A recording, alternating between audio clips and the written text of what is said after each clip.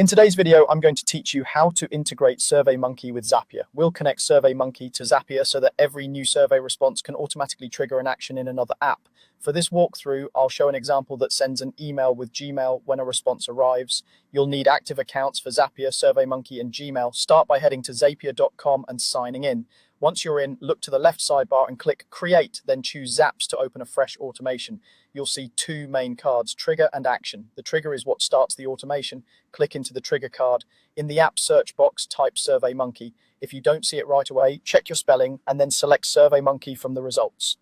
Next, choose a trigger event. New response is great if you want to catch every response as it's received. New completed response is better if you only want fully completed surveys. Pick the option that matches how you collect and use feedback. Now connect your Surveymonkey account. Click to sign in, approve the connection, and confirm the correct workspace if you have more than one. After that, configure the trigger by selecting the specific survey you want to monitor.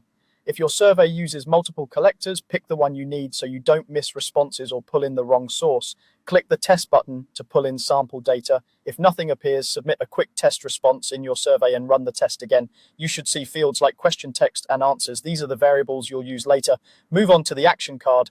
Click to add an app and select Gmail. Choose the action event you prefer. Send email is the most common. If you'd rather review messages before sending, create draft is a good alternative. Connect your Gmail account and authorize access. In the configuration screen, fill out the email details. For the to field, you can type a fixed address or insert a dynamic value from your Surveymonkey data. If you collect respondent emails, add a clear subject line, then build the body using survey fields, such as the respondent's answers, timestamps, or survey title. Keep it readable with short labels so recipients can quickly scan the information. Finally, run a test to send a sample message. Check your inbox to confirm formatting, the sender, and that all fields populated correctly. If everything looks good, your Surveymonkey to Gmail automation is ready to use and can be customized further as your workflow grows.